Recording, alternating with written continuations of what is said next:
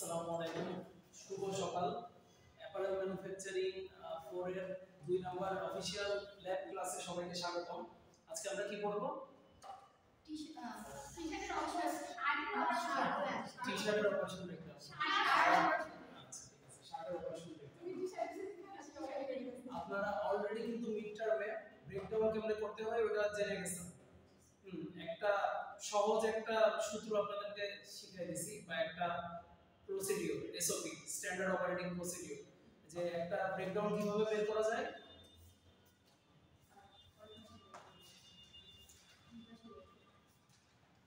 Day of card দিয়ে example দিছিলাম না?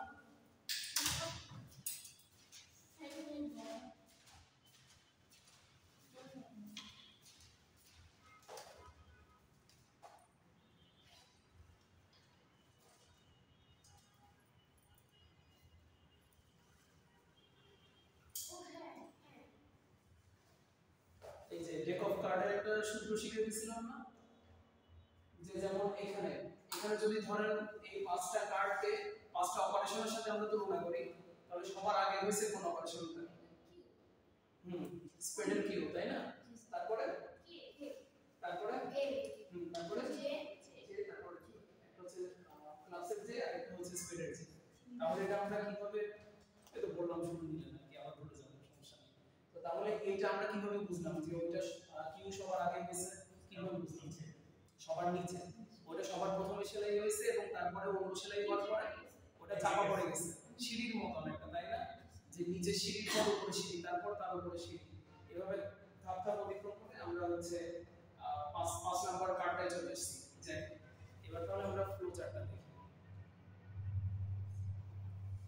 আর যখন আমরা একটা গার্মেন্টের অপারেশন ব্রেকডাউনের দিকে যাব, এই শার্টে আপনাদের এখানে শার্ট আছে, বেসিক শার্টের সাথে তুলনা করলাম, যদিও সব পার্ট একটা নাই বেসিক শার্টের।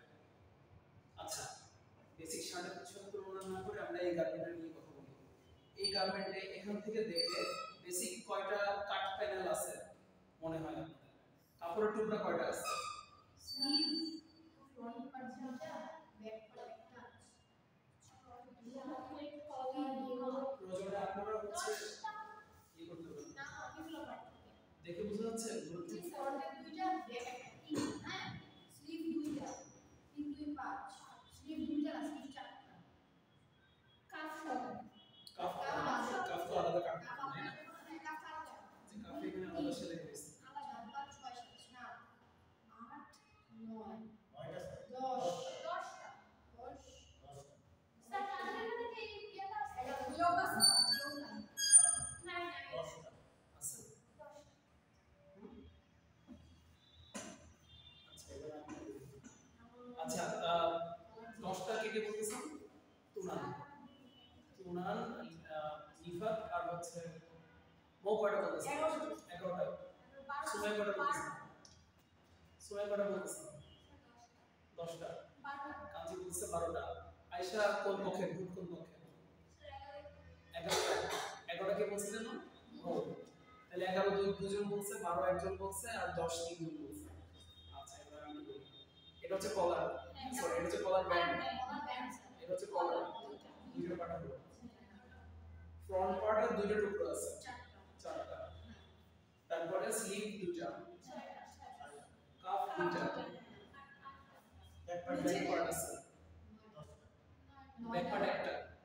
স্যার তো হলো 9টা। না 9টা বসে 9টা নেই। 9টা হইলো ও হ্যাঁ, তাহলে আমি ও আচ্ছা, আমি স্লিভ তো 4টা বলছি না হ্যাঁ, স্লিভ তো চারটা, মানে স্লিভ দুইটা, কাফ দুইটা। 9টা আপনি নিচে স্যার নিচে নিচে যেটা হচ্ছে হেম, হেম বা এটা, হ্যাঁ হেমি বলা যায়। আপনি তো সামনে এখানে দিকে সামনে তো আছে স্যার, এই যে সামনে দুইটা, ও দুটো 12টা ইয়েস সামনে কোন দুইটা স্যার? এই ফ্রন্ট পার্ট দুইটা টুকরো না? না স্যার আমি বলছি যে 5 এর সেইটা তো ধরলামই 10টা না? 10টা হইছে স্যার পকেট দেখে নে স্যার একজন বাবা বলছে না পকেট আছে, আচ্ছা পকেট আছে। ও কোনটা দিকে স্যার দেখিনি স্যার। দুইটা দুইটা আবার শুরু থেকে এটা বলি। ফ্ল্যাগ আছে আছে আচ্ছা ওটা কিন্তু দেখিনি স্যার। আচ্ছা হ্যাঁ ঠিক আছে, এখন আবার শুরু থেকে বলি, আবার শুরু থেকে। কলার দুইটা, একটা হচ্ছে কলার ব্যান্ড, একটা জাস্ট কলার, ব্যাক পার্ট তিনটা, ফরওয়ার্ড দুইটা দুইটা পাঁচটা স্লিভ এবং কাফ 9টা 9টা নিচে দিবে হ্যাঁ নিচে হচ্ছে হেম 10টা তারপরে পকেট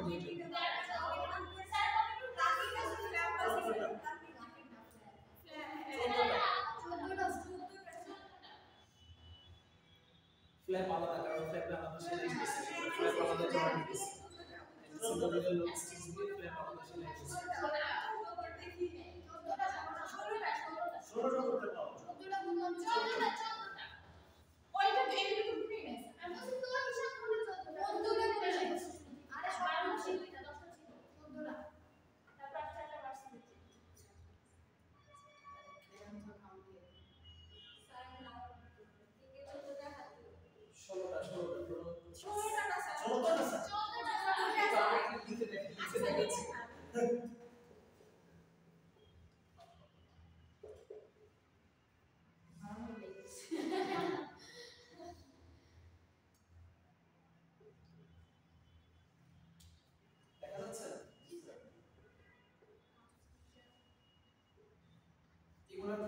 সবাই একদম এগুলো রাউন্ড নাই স্যার শার্টে এখানে নিচে দুটো আছে ওটাকে কি যেন বলে স্যার কি প্লাকেট এই প্লাকেট না না পকেট ফ্ল্যাপ ফ্ল্যাপ এই যে এটা কত বলছো স্যার যেখানে বাটন থাকে আর এই যে হ্যাঁ ওটাকে প্লাকেট প্লাকেট বলা হয়েছে প্লাকেট দুইটা প্লাকেট তাহলে এটা তো আলাদা প্যাকেট নাই স্যার প্লাকেট কি আলাদা হ্যাঁ প্লাকেট আলাদা না এটা ওই আলাদা না প্লাকেট আলাদা না ঠিক করে দে একসাথে প্লাকেট আলাদা ছিল দিছে ওটা জাস্ট একটা রাউন্ড করে দিছে এটা বড়টা আসলে সারা শার্টে যেটা ছিল আলাদা প্লাকেট আলাদা থাকলে এরকম দেখা যায় না ওগুলো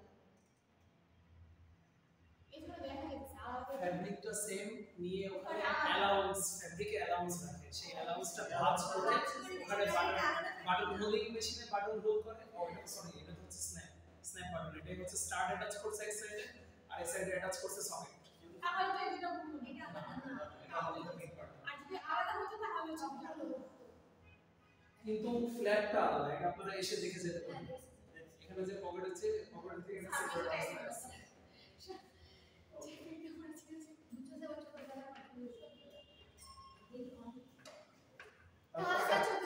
কয়টা হলো তোমার এই যে ওপরটা ব্যাক সাইডে হ্যাঁ ওই যে পকেট আর ফ্ল্যাপ করা এগুলো দিবেন তাহলে আমরা 10 জন এটা আবার ইয়োগ আছে না এটা আবার তখন আলাদা হয় ইয়োগ আছে একটা আবার কি আছে এখানে যে এটা এটা ইয়োগ আছে কিন্তু এটাতে পকেট কয়টা একটা না না আপনারা মনে হয় মজা পাচ্ছেন এগুলো করে এগুলো অনেক সামনে আসে ক্যামেরার সামনে আসে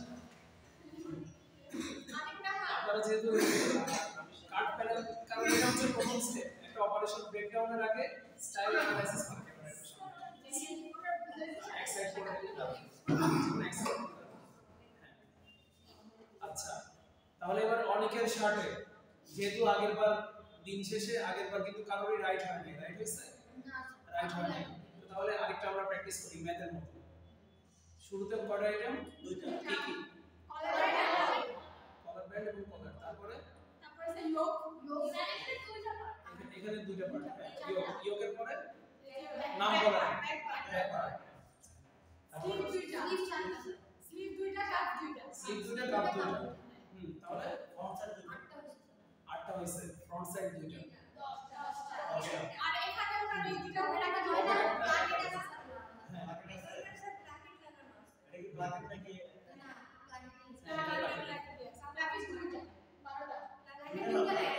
একটা সামনের পার্টে অ্যালাউন্স ভেতরের পার্টে অ্যালাউন্স দিয়ে ওখানে বাটন হোলিং মেশিন দিয়ে বন্ধ করে এটা টপ স্টিচ এটা হচ্ছে টপ স্টিচ আর কিছু নিচে ওটা টপ স্টিচ দিয়েছে হেমিং এর টপ স্টিচ দিয়েছে তাহলে কি এখানে 12টা তাহলে এই দুটো আইটেম এই দুটো গার্মেন্টের ভিতর পার্থক্য কোন জায়গায় এখানে প্লাকেট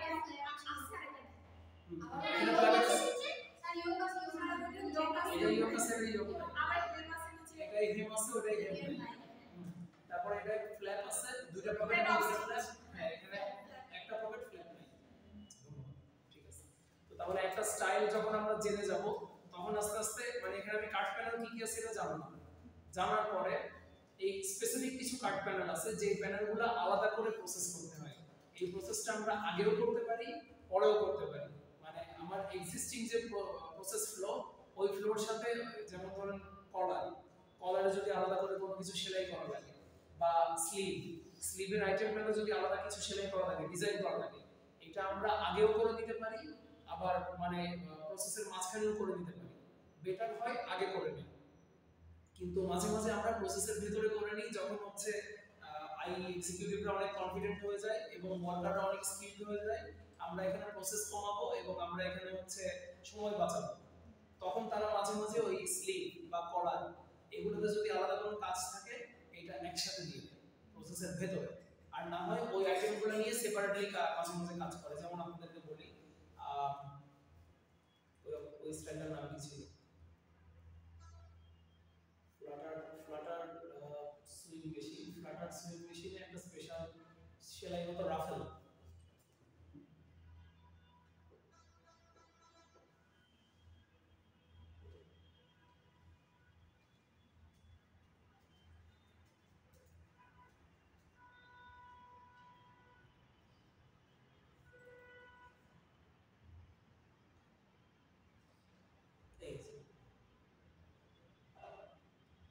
বলুন তো এখানে রাফেল কোনটা? এই যে হাতাটাতে যে একটা বাটারফ্লাই ইফেক্ট আনা হয়েছে এটাকে রাফেল বলে। এই রাফেলটা করার জন্য একটা আলাদা সুইং মেশিন লাগে যেটাকে হচ্ছে ফ্লাটার সুইং মেশিন বলে। এটা দেখতে পুরোটাই সিঙ্গেল নিডল লক স্টিচের মতো, কিন্তু পার্থক্য হচ্ছে ওখানে দেখতে সিঙ্গেল নিডল লক স্টিচের মতো, কিন্তু ভিতর থেকে গ্যাসের সংযোগ দেওয়া হয়, ওখান থেকে একটা প্রেসার আসে এবং সাথে একটা ব্লেড অ্যাটাচ করা থাকে। ওই ব্লেডটা করে কি, এই যে সেলাইটাকে ইচ্ছা করে একটা, আমরা এটাকে একটা সুইং ইফেক্ট না, পাকারিং জড়ো হয়ে যাওয়া, এই পাকারিং ইফেক্টটা তৈরি করে। এবং এই পাকারিং ইফেক্টের সাথে এখানে হচ্ছে অতিরিক্ত যে কাপড়টা থাকে দেখে মনে হবে ওভারলক করা, কিন্তু এটা ফ্লাটার সুইং মেশিনটা পুরোটাই সিঙ্গেল নিডল লক স্টিচের মতো দেখতে। আসলে আমি যে কথাগুলো বলতেছি সবাই জাস্ট শুনে মানে চোখে না দেখলে মনে হয় এটা না আইডিয়া করতে পারছি। আচ্ছা ঠিক বুঝতে পারলে ভালো। আর মাঝে মাঝে এই সব জায়গায় কিন্তু স্কিলড ওয়ার্কারের একটা ব্যবহার আছে। স্কিলড ওয়ার্কার কোন জায়গায় কাজে আসে, ওয়ার্কার যদি আসলে খুব স্কিলড হয়, এই ফ্লাটার মানে রাফেল তৈরি করার জন্য তার কিন্তু ফ্লাটার মেশিন লাগবে না, সে ওই সিঙ্গেল নিডল মেশিনেই ইচ্ছা করে ডিফেক্ট প্রডিউস করবে। ব্যাপারটা বুঝতে পারছেন? বাসায় যারা টেলার সেট করে ওরা ইচ্ছা করে এখানে পাকার সিম উৎপাদন মানে তৈরি করবে, পাকার সিম প্রডিউস করবে এবং এখানে ইচ্ছা করে এই সেলাইটা পুরোটা হচ্ছে জড়ো করে যাবে। আচ্ছা, যাই হোক এই টাইপের যে প্রসেসগুলো, এইটা আমাদের একটা স্টাইল ছিল, সেখানে ফ্লাটারটা ছিল বাইরের সাইডে, একটা জাস্ট প্লেন একটা ফ্যাব্রিক, সেই ফ্যাব্রিকটায় ফ্লাটার ইফেক্ট তৈরি করা হবে, করার পর ওটা বাইরে অ্যাটাচ করে দিবে ডিজাইনের জন্য। তো আমি আপনাদেরকে হুবহু ওই ইমেজটা দেখাতে পারতেছি না, ওইরকম প্রসেসগুলা ওগুলা চাইলে আমরা আগেও ফ্লাটার করে মানে ওই রাফেল তৈরি করে ফেলতে পারি, অথবা যখন রাফেল অ্যাটাচ করব তার আগে গিয়ে রাফেলটা তৈরি করতে পারি। এই সেম ওয়ার্কার যদি একই দুইটা কাজ করে ওই মডিউলার সিস্টেমের মতো, একটা ওয়ার্কারকে আমি দুটো অপারেশন দিয়ে দিলে তাহলে আমার সময়টা একটু সেভ হবে। মনে হয় কথাটা কি সবাই বুঝতেছেন কিনা আমি জানি না, সুইং লাইনে গেলে আরো ভালোভাবে দেখতে পাবেন। আপনি বলছেন যে যে মানে স্কিল ওয়ার্কারটা থাকে সে হচ্ছে তার ওই মেশিনে গিয়ে ইফেক্টটা দিতে পারে, দিতে তো পারে। আমার এখানে হচ্ছে আলাদা কোনো মেশিনও লাগতেছে না, একটা ম্যান পাওয়ার লাগতেছে। হ্যাঁ সেক্ষেত্রে লাগতেছে না, সেক্ষেত্রে আমার টাইমটা সেভ হচ্ছে, এফিশিয়েন্সিও বাড়তেছে। অতটুকু বুঝলে আপাতত না যে স্কিল ওয়ার্কারের জন্য আমার অনেক সময় প্রসেস অ্যাকচুয়াল প্রসেস আমি যেটা ব্রেকডাউন করব সেখানে আমি অনেক কিছু বাদ দিয়েও আইটেমটা তৈরি করে ফেলতে পারি। ওটা ওয়ার্কারের ক্রেডিট বা ইঞ্জিনিয়ারেরও ক্রেডিট, ওয়ার্কারকে তো ইঞ্জিনিয়ারিং ওখানে প্লেস করতেছে। আচ্ছা ঠিক আছে, আমরা এবার অ্যাকচুয়াল ব্রেকডাউনে চলে যাই। ওকে, তাহলে এই আইটেমটা দেখে আস্তে আস্তে আমরা হচ্ছে ইয়ের সাথে তুলনা করব একটা বেসিক শার্টের সাথে। প্রথমে কলারের যে আইটেমটা, মেক সেকশন স্মল পার্টস, এই যে স্মল যে পার্টগুলো ওগুলোকে আস্তে আস্তে আমরা রেডি করতেছি। কলারে তো দুটো পার্ট আছে, মানে ফার্স্টে আগে স্মল যে পার্টগুলো আছে কাফ ফ্ল্যাট কলার এগুলো আগে তৈরি করি। হ্যাঁ কেন ওরা তো অ্যাডজাস্ট কারণ করে না, বড় পার্ট বলতে ছোট পার্ট। আপনার কি এই অবস্থায় এই কলারের কিন্তু দুটো কাপড়ের টুকরা দুটো না, যখন রেডি করব আমার ডিজায়ার্ড শেপে না এনে আমি কি সরাসরি অ্যাটাচ করে দিতে পারবো? না। অ্যাটাচ করে তারপর কি আমি কলারটাতে কাজ করতে পারবো? আরেকটা বেসিক একটা সিম্পল জিনিস চিন্তা করেন, আপনার একটা ভার্সিটির লোগো আপনি প্রিন্ট করবেন, এটা কি সেলাই একটা তৈরি গার্মেন্টের উপর প্রিন্ট করা সহজ, নাকি ওই কাট প্যানেলের উপর প্রিন্ট করে তারপর হচ্ছে সেলাই করা বেটার? কোয়ালিটি ভালো হবে কোনটাতে? যে একদম আমি যেই পজিশনে ধরেন 100 পিস বানাবো, যেই পজিশনে আমি লোগোটা চাচ্ছি, এটা তো অবশ্যই কাট প্যানেল রাখা অবস্থায় আমার আগে প্রসেসের কাজগুলো করে ফেলতে হবে। তো এই জন্য কলারটা আপনি আগে ধরেন অ্যাটাচ করে ফেললেন, তারপরে কলার কিন্তু শেপিং করতে পারবেন না। এতটুকু তো ক্লিয়ার? ওকে। তো শুরুতে কলার ফিউজিং মানে কি? ফিউজিং হচ্ছে আপনারা অ্যাপারেল 2 তে বা অ্যাপারেল 1 এ করে আসার কথা, যে সুইং এর বিকল্প হিসেবে যে বন্ধনগুলো কাপড়ে বন্ধন করা যায়, ওয়েল্ডিং, ফিউজিং, বন্ডিং। এই ওয়েল্ডিং ফিউজিং হচ্ছে এরকম একটা জিনিস যেখানে হিট এন্ড প্রেসার অ্যাপ্লাই করে ওখানে হচ্ছে দুইটা কাপড়কে জোড়া লাগানো হয় বা একটা ডিজাইন শেপ দেওয়া হয়। শুরুতে কলারটা ফিউজিং করতেছে, কলার ফিউজিং করে এই যে কলারটাকে বানানো হচ্ছে। কলার মেক বলতে কি বোঝাচ্ছে? কলারের দুইটা পার্ট না, এই দুইটা পার্টকে একসাথে করতেছে। কলার ফিউজিংটা আয়রন দিয়ে করতেছে। আর এই যে কলার মেক মার্ক প্লাস ম্যাচ, কলার মেক মার্ক প্লাস ম্যাচ বলতে কি বোঝাচ্ছে? এখানে আপনার কলার ব্যান্ড আলাদা, কাটিং ডিপার্টমেন্ট থেকে কলার ব্যান্ডের একটা বান্ডিল আসতেছে, আর এই যে জাস্ট কলার উপরের পার্টের একটা বান্ডিল আসতেছে। একজন হেল্পার কি করতেছে? ওগুলোকে ম্যাচ করতেছে যে কলারটা বানাইতে হবে। ক্লিয়ার? দেখা যাচ্ছে না? ওকে। এই যে এবার কলারটা মেক করতেছে। আগেরবার হেল্পার এই যে দুইটা কাপড়ের টুকরাকে একসাথে করে দিল, যে এম সাইজের কলার ব্যান্ড, এম সাইজের কলার অ্যাটাচ করে দিলাম, এল সাইজের কলার ব্যান্ড, এল সাইজের কলার অ্যাটাচ করে দিলাম। সেটা ও হচ্ছে তারপরে যে single needle lock stitch machine operator, সে কলারটা সেলাই করে দিল, এই সেলাইটা দেখা যাচ্ছে? আর দেখা না গেলে আশেপাশে যার কাছে শার্ট আছে পিছনে একটু উল্টায় দেখে একটা টান দিয়ে দেখে।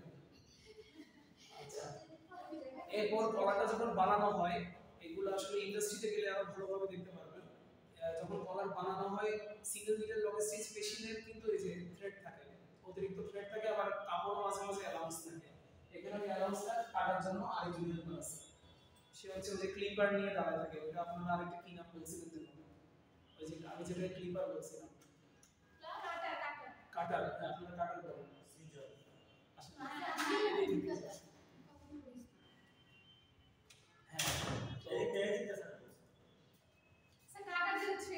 হ্যাঁ, এই যে কলার অ্যালাউন্স কাট, কলার অ্যালাউন্স কাট করলো। কলার অ্যালাউন্স বলতে কি বোঝাচ্ছে? এখানে হচ্ছে কলারের এক্সট্রা ফ্যাব্রিক কাটছে। এবং নিচের লাইনটা দেখেন, এই যে থ্রেড রিমুভ, কলারটাকে ঘুরাই তারপর অতিরিক্ত যে থ্রেডটা আছে সিঙ্গেল নিডল লক স্টিচের, ওইটা সে রিমুভ করছে।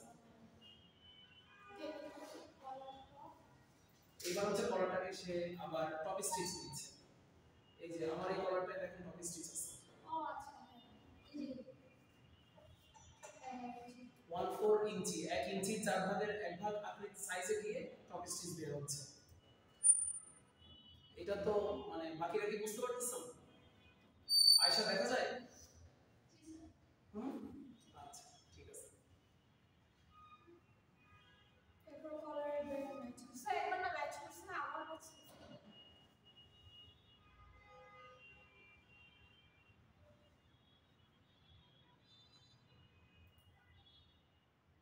আমিও এখানে পোলো শার্টের সাথে একটা জিনিস ঘুরাই আপনাদেরকে করে দিচ্ছি।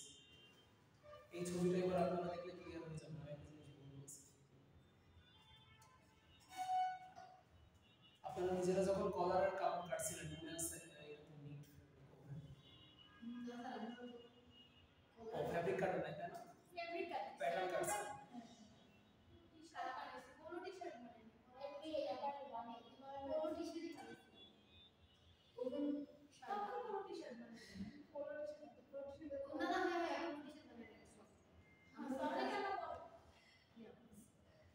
এটা হচ্ছে কলারের কাপড়, ঠিক আছে? ওভেন এটা বক্র সেটা কলার ভিতরে দেয় না, ভিতরে দেয় বক্র লাইন না, বক্রম ঠিক আছে। আমি এটা কি জন্য দেখাচ্ছি? ওভেন ফ্যাব্রিক এরকম হয়, ওভেন ফ্যাব্রিকের চারপাশে কি এরকম একটা রাফ এজ থাকে না, রাফ এজ ওটা তো স্মুথ থাকে না, তাই না? প্রথমে আসলে কলারটাকে স্মুথ করে দিতে হয়। স্মুথ করা বলতে কি, চারপাশে প্লেন হয়ে যাবে ফ্যাব্রিকটা, এরকম রাফ এজ থাকবে। ওটাকে বলছে কলার মেক করা। আগে কলারের চারপাশটা সিঙ্গেল নিডল লং স্টিচ দিয়ে সেলাই করে নেয়। কলারটাকে আরেকবার রিপিট করব। কলারের দুইটা কাপড়ের টুকরা, ঠিক আছে? একটা হচ্ছে এই যে আমার সামনে যেটা দেখতেছেন কলার, আর পিছনে যেটা দেখতেছেন সেটা হচ্ছে কলার ব্যান্ড। এই দুইটা কাপড়ের টুকরাতেই রাফ এজ থাকে। এই যে এটা বক্রমের কাপড় বলতে, বক্রমের কাপড় ছাড়া আমি অ্যাকচুয়াল ওভেন ফেব্রিক জাস্ট কলার ফেব্রিক লিখলে নিট চলে আসছে। ওভেন কলার ওভেন কলার ফেব্রিক লিখছি।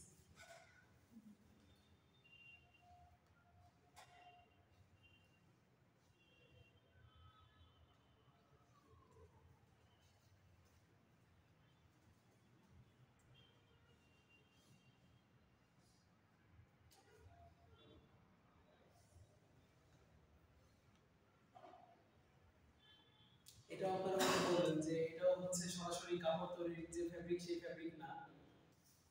ইন্টারনেটে আসলে আমরা সবসময় যেটা খুঁজি বুঝতে পারছি। কলারের জন্য কি আলাদা ফেব্রিক কেনা লাগে? আলাদা ফেব্রিক কেনা লাগে না, কিন্তু ভিতরে আপনি এই যে কলারটাকে হার্ডেন্ড করার জন্য ইন্টারলাইনিং দেওয়া হয়, বা আমার কলারটাতে বক্রম নাই কিন্তু এটাতে প্লাস্টিক দেওয়া আছে। এই যে আমি এটা ধরে ফিল করতেছি, এবং এটা তো ট্রেলারে বানানো বক্রম আছে। প্লাস্টিক কি বলে? ওই যে কোনা বড় বড় এই যে যখন সেলাই করে, এই যে এই কলারটা মেক করা বলতে ওটাই বোঝাচ্ছে। কলারের দুটো টুকরো থাকে না, কলার মেক করা মানে কাপড়ের ভিতরে এইটা দিয়ে সেলাই করে ফেলে। এই কলারটাকে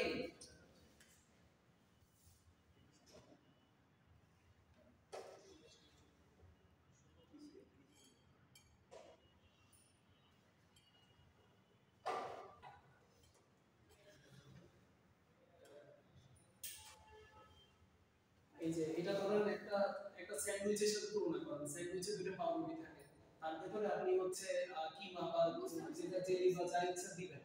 এখানে হচ্ছে এটা প্রথম অংশ কলারের, তার ভিতরে আমি হচ্ছে যে প্লাস্টিকটা দিয়ে দিলাম বা বক্রম ফ্যাব্রিকটা দিয়ে দিলাম।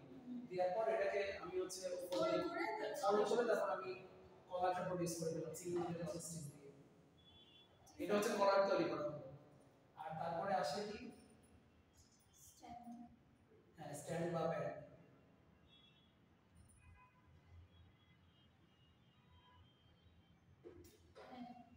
এখানেও ঠিক সেম ঘটনা ঘটে। ভেতরে বক্রমটা বা হচ্ছে যে ইন্টারলাইনিং ফেব্রিকটা দিবে, দেওয়ার পরে ফোল্ড করে চারপাশ দিয়ে সিঙ্গেল নিডল স্টিচ দিয়ে সেলাই করবে। তো আমি প্রথমে আপনাদেরকে যখন বলছি, এমন কি শুধু বলাও না, আমি দেখেন ইন্টারনেটে যখন আপনারা কলার ফেব্রিক লিখবেন, শুধু কলার ফেব্রিক আমি প্রথমবার লিখছিলাম, এই যে নিট ফেব্রিকের কলার ফেব্রিক চলে আসছে। এটাতে কিন্তু একবারেই আপনার ওই যে ওই একটা কাপড়ের ভিতরে ব্যান্ড থাকে এবং একটা কাপড়ের ভিতরে কলার থাকে, এবং এই ব্যান্ড আর কলারটা ওরা একবারেই হচ্ছে সাইজ সেই শেপিংটা করে একবারে হিসেবে করে ফেলে। ওই তো ওইটা কলার শেপিংটা একটা প্রসেসে হয়ে যায়। আর আমি মূলত ফ্যাক্টরিতে কাজ করছি নিট আইটেম নিয়ে, ওভেন আইটেম নিয়ে আমার আসলে সরাসরি হাতে কলমে কাজ করা হয়। কিন্তু ওই যে আপনারা ডেক অফ কার্ডের রুল যদি জানেন, যে কোনো আইটেমই অপারেশন ব্রেকডাউন বলতে পারবেন। আচ্ছা, তো কলারটা যখন রেডি করে ফেললাম, কলারের টপ স্টিচও দিলাম, এবার এই কলারের ব্যান্ড কাপড়টা ম্যাচ করতেছি। যে আমার এই এল সাইজের কলারের জন্য আমার একটা এল সাইজের কলার ব্যান্ড বের করতে হবে, ম্যাচ করলাম। ম্যাচ করার পর ব্যান্ডটাকে জয়েন করতেছি কার সাথে? কলারের সাথে। এই জিনিসটা বুঝছে কে বা বুঝে নাই কে? কলারটা ব্যান্ডের সাথে জয়েন করা হয়েছে, ঠিক আছে? তারপরে এই যে নোজ, এই নোজ কোনটা বলেন তো?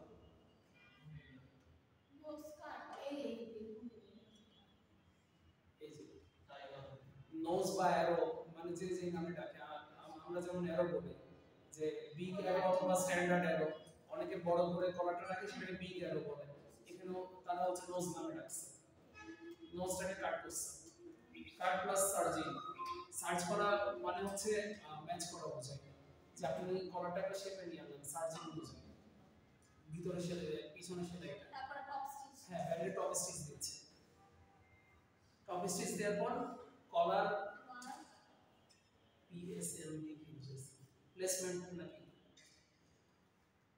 Flap iron, flap make, flap top stitch. এটা বলছি।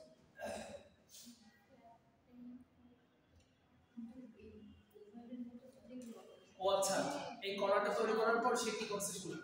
কলার তৈরি করার পর শোল্ডারের যে পিসটা বা হচ্ছে যেটা বলে ইয়োক বলে, এখানে তো শোল্ডার বলছে, শোল্ডারটা কিন্তু ইয়োক, ওইটার সাথে কলারটাকে হেল্পার কি, হেল্পারের কাজ হচ্ছে মূলত ম্যাচ করে রেখে দেয়। হেল্পার দুই রকম কাজ করে, হয় থ্রেড কাট করে বা কোনো একটা ফ্যাব্রিক কাট করে এক্সট্রা অ্যালায়েন্স, অথবা সে হচ্ছে ম্যাচিং করে। তো ও শোল্ডারের সাথে কলারটাকে ম্যাচ করে রেখে দিল।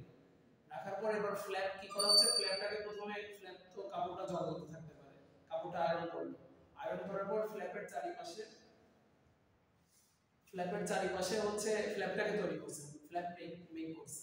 দেন টপ স্টিচ। এই যে ফ্ল্যাপ মেকটা কিন্তু সিঙ্গেল নিডল লক স্টিচ, তাই না? তারপরে ফ্ল্যাপের উপরে যে সেলাইটা, এটা হচ্ছে flap top stitch. Flap make কেমনে করতে পারে আপনাদের প্রশ্ন আসতে পারে। ফ্ল্যাপের একটা কাপড়ের টুকরা, ঠিক আছে? এবার এই কাপড়ের টুকরাকে ভিতরে ওই যে ঠিক স্যান্ডউইচ তৈরি করার মতো ফোল্ড করা হয়। ফোল্ড করার পরে এই কাপড়ের অংশটা এখানে চলে আসে, ভাঁজ দেওয়া হয়, ভাঁজ দিয়ে এই জায়গায় সেলাই করে দেওয়া হয়, এটাই ফ্ল্যাপ মেক। বুঝতে পারছেন? হ্যাঁ, আচ্ছা। আপনারা কেমন যেন একটু রেসপন্স করতেছেন না, এই জন্য আমার নিজের বুঝতে কষ্ট হচ্ছে। পিছনে বুঝতেছেন? আচ্ছা, সব বুঝতেছি। এবার আচ্ছা, এটা কি মাত্র বুঝালেন pen point marker rolling? Pen point marker rolling এখানে হয়তো মানে আমি নিজে এইভাবে দেখে সব প্রসেস বলতে পারতেছি না, কারণ ওই গার্মেন্টসটা আমার সামনে থাকলে আমি বুঝতে পারতাম এবং আপনারাও আরো ভালো বুঝতে পারতেন। এখানে এই পেন পয়েন্টের যে ব্যাপারটা, এটা হয়তো স্টাইলের উপর বেস করে কোন একটা সেলাই, বুঝতে পারছেন? এই স্টাইলের উপর বেস করে সেলাইটা, ওইটা গার্মেন্টটা না থাকলে আসলে বলা যাবে না। যেমন এই গার্মেন্টে আলাদা যে ডিজাইনগুলো আছে, এই গার্মেন্টের সাথে সব কিন্তু মিলবে না, কারণ এখানে স্ন্যাপ বাটন, ওখানে দেখবেন বাটন হোলিং মেশিন ইউজ করছে, এখানে বাটন হোলিং মেশিন ইউজ করা নেই। তো ফ্ল্যাপ পেন পয়েন্ট মার্ক যেটা, এটা আপনারা স্কিপ করতে পারেন। এবার হচ্ছে কাফটা আমরা বের করতেছি, যে এল সাইজের শার্টের জন্য কাফ। আগে মার্ক করতেছে বের করতে। মার্ক মানে হেল্পার ওটা বের করে রেডি করতেছে। দুইবার দুইবার ওটার জন্য বেশি বেশি করে দেওয়া আছে। স্যার এখানে কাউন্ট দুইটা দাও। এখন সিঙ্গেল নিডল লজিস্টিক দিয়ে কোনো বার্ড দেখতে বাট মানে বাটে মিটিং আছে। আচ্ছা, বলো আমি লাইভ ক্লাস নিচ্ছি তো 2 মিনিট ধরে আসছি।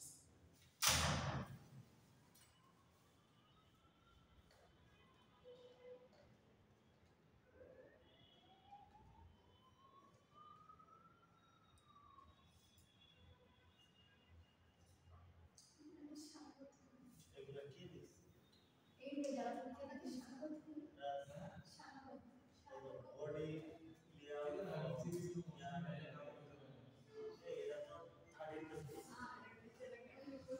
এইগুলো বাংলাতে আমি না বসে আমরা protein body up up front. আচ্ছা, এই কাফ মেকে ওরা ভার্টিক্যাল সেলাই দেওয়ার জন্য ভার্টিক্যাল সুইং মেশিন ইউজ করছে, কিন্তু এই ভার্টিক্যাল সুইং মেশিনের সেলাইটা অ্যাকচুয়াল যে ইন্ডাস্ট্রি, ওখানে পুরোটা সিঙ্গেল নিডল দিয়ে করে। এই কাফ মেকটাও এমনি সুইং মেশিন দিয়ে করা যায়। স্যার একটা কথা বলি, যেমন আমরা টি-শার্টে ইজিলি বুঝতে পারছি না এটার অপারেশনগুলো দুই ডাবল লেভেল করে দেওয়া যায়, বেশি কনফিউজ হয়ে যাচ্ছে। কনফিউজ মানে হয় স্বাভাবিক, কারণ একটা শার্টে যে পরিমাণ ইয়ে হয়, প্রসেস আছে, এটা দিন শেষে এটা এসএমপি দেয়, টোটাল এসএমপি যোগ করেও দেয় না নাকি? করে না স্যার। এসএমপি আমি দেখাতে পারবো না অনেকটা। কিন্তু তারপরে স্যার টি-শার্টের ক্ষেত্রে কি ওগুলো দেখা যায় যে লিফট করতেছে, প্রেস করতেছে, যেমন কলারটা না, এটা ওভেন ফ্যাব্রিক, এটা ওভেন ফ্যাব্রিক নিয়ে আপনারা কাজ করতেছেন। নিচের মধ্যে যে ধরেছিল 30 টাকা দিয়ে পাওয়া যেমন একটা জিনিস খেয়াল করেন, শুধু একটা পলো শার্টে জাস্ট কলার আছে আর প্লাকেট আছে, তার জন্য এটার এসএমপি প্রায় 8.5 হয়ে যাচ্ছে। একটু আগে আপনাদের নাম লিখতেছি।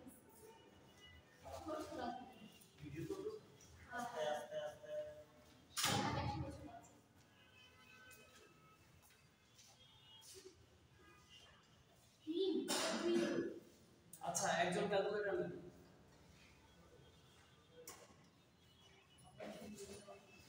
লিসেন 1 প্লাস 1.2 প্লাস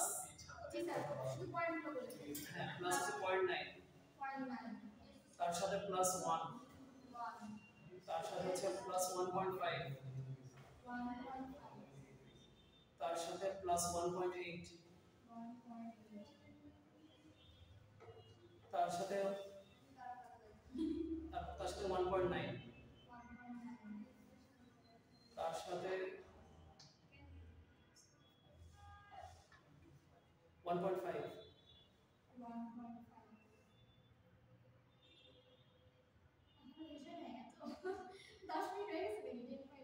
2.1 প্লাস 2.1 2.1 এর সাথে 1.3 প্লাস 0.7 তার সাথে 1.5 তার সাথে 1